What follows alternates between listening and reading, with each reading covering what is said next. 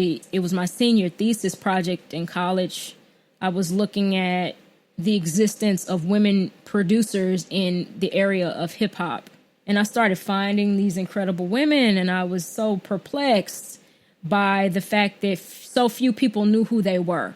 And even worse than that, so few of them knew each other.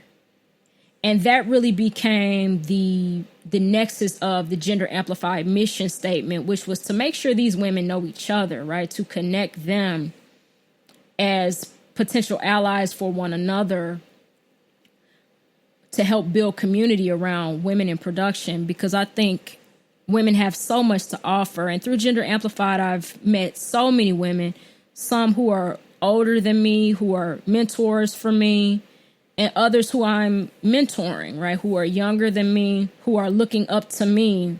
And there's this generational richness between women and among women who produce. Oh my God, I have so many friends who are women just like me who produce, and I would not trade them for the world. And to me, that's the greatest accomplishment of Gender Amplified, is bringing this community of women together, but also bringing them together in numbers and in a way that projects this sense of strength and also a sense of truth that can then face the industry and can face the institution and the mechanism of the music business and say, hey, we're here. It's not just one of us saying, I'm here with this very tiny voice. It's a whole community of people saying, screaming, like, we're here, and we're ready to accept work. We're here to help support each other.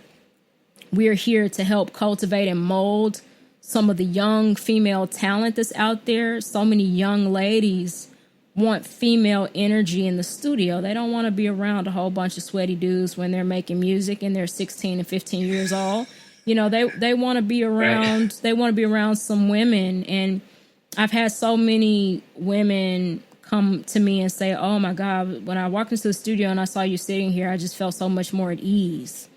You know, I'm usually the only woman in the studio, and I usually feel so nervous, and I don't feel like my ideas are heard. And so when you have women in positions of authority and who have a sense of true autonomy because they are commanders of the technology and they have the wherewithal and the skill to be free in the studio because they know the inner workings of the studio. They know how to create the sounds. They know how to create comfort because they command the studio with such competence.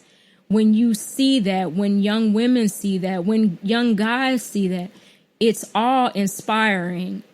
And it also helps to create an environment where you start to see more young women become curious about the field. And that automatically creates more diversity within the field. So it's That's something awesome. That I take a lot of pride in, and something that I'm glad to be a part of as a woman, helping other women. It just makes me so very happy. And to see these young girls, Wonder Girl and Tasha Couture and Kesha Lee and all these incredible women producers just coming up and being present out there and making incredible records, Nova Wave, so many of them. I'm so proud because that's something that we didn't have 20 years ago and that we have now. So it's really a positive thing, I think. That's awesome. And you feel like the numbers of women in the field, it has been growing.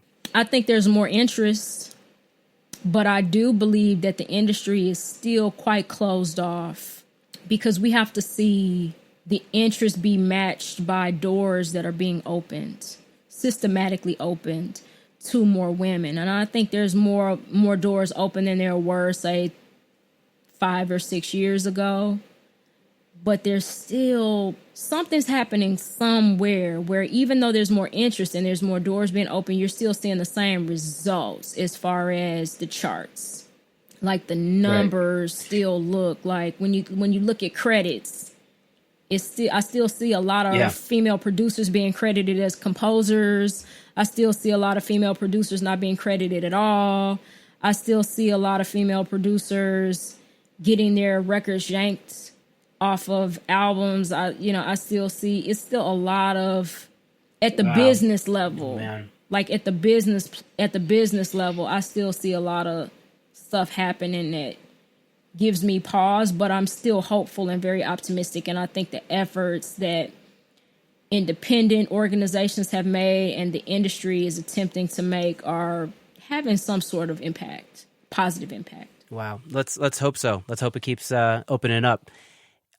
So tell us a bit about where your career is headed. Do you have any specific goals? Where are you trying to get to? My career is heading up in a very positive way. I have so many goals, so many things I want to do. Obviously, I've always had a dream of having success on the charts, and that's something that I'll never let go of. And I've had quite a bit of success with projects that I've been a part of, but there's still more work to do with respect to production, with respect to building a production team is something that I want to do. Also, starting the Gender Amplified Institute is something that I want to do, which is why chart success is so important to me, because I want to be able to provide work and opportunities for young people, young girls in particular, who are part of the Gender Amplified Institute, which will be a studio facility and event space dedicated to music production and recording arts, alongside intensive study of women's studies and gender studies. So combining the worlds that I know so very much about and bringing them together in ways that hopefully helps to impact how we're seeding young women in the business as producers and engineers. So I'm starting with myself, obviously, to work on my own craft, to continue to build my own career as a means of helping others. And that's pretty much how I see it going in the long term, what I would like to do. That's awesome. Do you have any rituals or routines that you do to either get or stay inspired? Always. For me, I have a pretty standard daily routine. So I get up, I do my prayers. I'm Christian. I do my prayers. I work out religiously every day. And then I eat breakfast and I do some Bible study. And interestingly enough, Bible study is quite inspiring for me. That's where I get a lot of the names for my tracks. A lot of concepts for things I write about comes out of the Bible. Also, taking walks and taking notes of things that are happening around me. Just being out in nature, out in the city. I live in New York. So much material. Everything's a walking meme in New York City. Everything's a walking song title in New York City. So there's tons of ways to stay inspired that way. And obviously I have my friends and family who I talk to religiously, and they keep me inspired and they keep me laughing. There's always something funny that I can glean and put into my music. Amazing. So you told me that you have some new content dropping that you wanted to talk about on the air. What would you like to tell the audience? I'm excited to announce that I have been spending the last 2 months studying Fleetwood Mac's Rumors album and learning how to play all the songs. And it's really given me great insight into Lindsey Buckingham, his production style, and obviously tremendous insight into Stevie Nicks and her writing style. She's such a genius commander of melody and what I like to think of as the conversational song.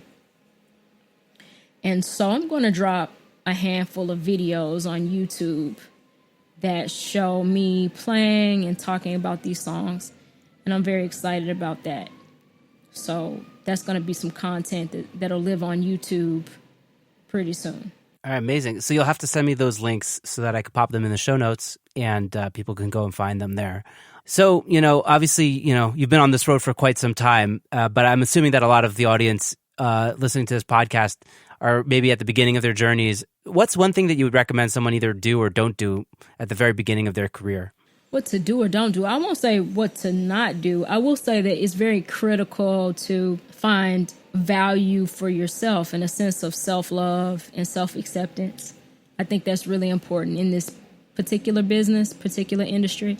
And it'll also enforce and inform your music. I believe how you feel about yourself is so very critical to the type of music you end up making. And love for self and self acceptance will help you find your place artistically.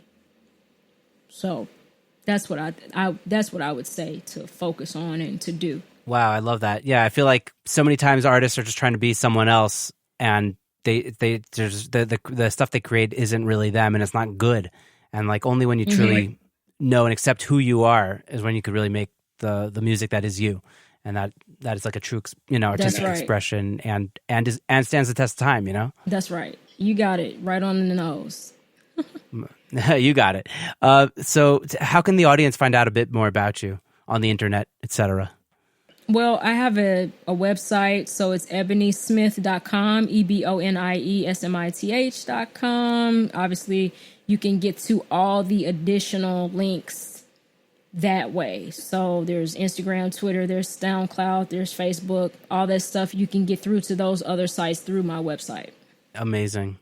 Awesome. So I'll drop links to at least your website and probably a bit more than that in the show notes, and people can go and find it there.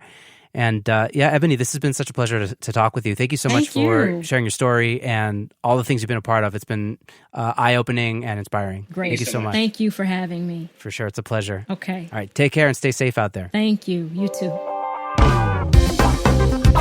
Thank you so much for listening to this episode of Secret Sonics. I hope you enjoyed my conversation with Ebonie as much as I did. If you enjoyed this episode or any of our other episodes, I'd super appreciate it if you would go to Apple Podcasts and leave us a rating and review. It really helps the show. And if you could share this episode or your favorite episode with a friend or two, that would also really help the show move forward. In addition to that, you can find us on social media. Just search for Secret Sonics. We're on Facebook. We're on Instagram. And you can email me at secretsonics@gmail.com if you have any comments, feedback, guests you might want to recommend, anything like that. So that's about it for now. Until next time, I hope you guys have a great week. Stay safe out there and dig in. Bye-bye.